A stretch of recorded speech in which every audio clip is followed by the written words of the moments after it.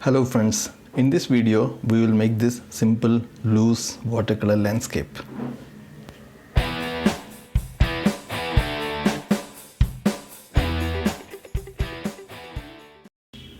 Right, I have taken a quarter sheet watercolor paper. The paper is cold pressed and I am wetting most of the area in the top of the paper, and that is supposed to be the sky area. I am just at random I am applying some washes of grey and blue. It is Payne's grey and cerulean blue. I think it's cobalt blue and Payne's grey. You can see that some of the areas have sharp edges because the paper is not wet throughout. Okay, so I'm just making the washes just at sort of random. I wouldn't say perfectly random. I'm just making the washes here and there. Some area of the paper is wet and some area is dry. This, because of that, some interesting shapes are getting formed. Okay, so I'm not very sure what these shapes are. There is no drawing. Some of the paints are dripping down, and I'm just lifting some of the dripping colors and softening some of the edges.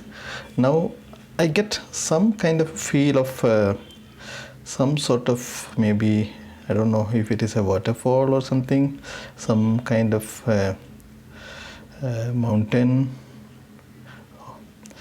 Okay, I'm not very sure what it is. I'm just suggesting some sort of a stream of water falling down from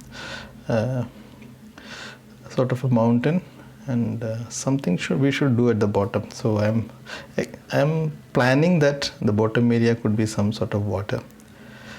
So let us make some lighter tone on the left side, and yeah, this could be, since there is no proper planning, so I'm not very sure how the shapes should be. See, this way of practicing will improve your imagination. Okay, so you are just taking decision on the fly, and you are keeping yourself free for altering the shape as it goes. This is a sort of some dynamic decision you are taking on the fly. Let there be some kind of water and some white area, blue color water. I don't know if it will work, but let us see. So this is the fun of doing these kind of works. We don't have any idea when we began. Now we are gradually developing the ideas, and this way we, as I told, we are improving our imagination as well. So we are getting some depth now for the bottom area, and yeah, we are giving some wet on wet treatment for some tone variations. It seems to make some sense now. The sky looks good. These rocks or cliffs or mountains, they look convincing. Some sort of ripples or some kind of water movement. So the colors I am using for this entire painting is Payne's grey, whatever you call it, and cobalt blue, and burnt sienna and orange. These are the colors that I am using. The dark colors are Payne's grey, and the warm colors are either burnt sienna or orange, or they are mixed together. Right, this seems to be a little lighter, so I wanted to make it a little darker. This seems to be too much dark. Let me lift some colors. Okay, this looks overall like a good background. There are a lot of uncontrolled edges in the sky, and I splashed some color, some watercolor white and some color mixed. Okay, this seems to be, we can make a board here.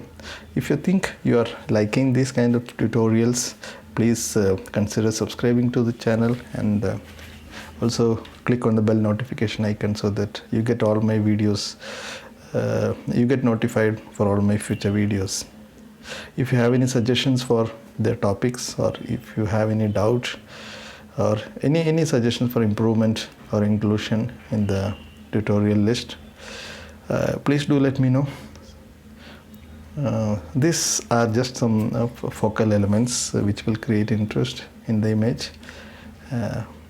And here is maybe a couple of people. Maybe I'll make 2 people, one sitting.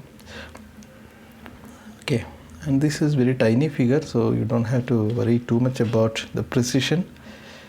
I'm not sure if reflection, we should clearly suggest the reflection, but I'm just making it.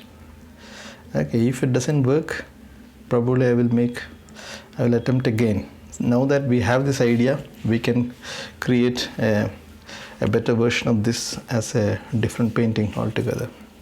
So if you do these kind of things, the advantage is that it might work surprisingly good, or even if it doesn't work, you have a lot of ideas to start with a unique and fresh new artwork. A boat here, maybe zooming it in little bit, maybe a figure here, a figure here. I'm using a round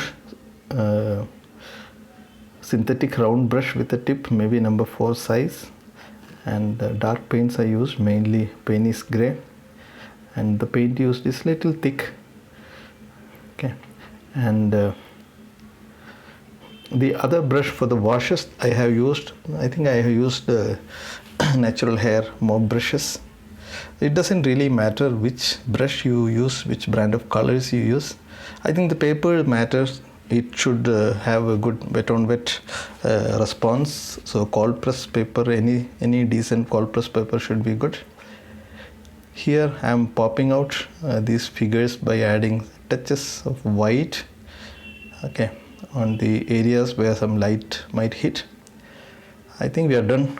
Most of the things are done, and this is the final touches to get some additional interest. Yeah. So I think I can think of adding many other things, but I think we shouldn't add too much details. I am signing and finishing this. As mentioned earlier, please consider subscribing to my channel and press the bell notification icon. If you have any questions or suggestions, please put them in the comment box below. I will try to find time and respond to you. So see you in the next video. Bye until then.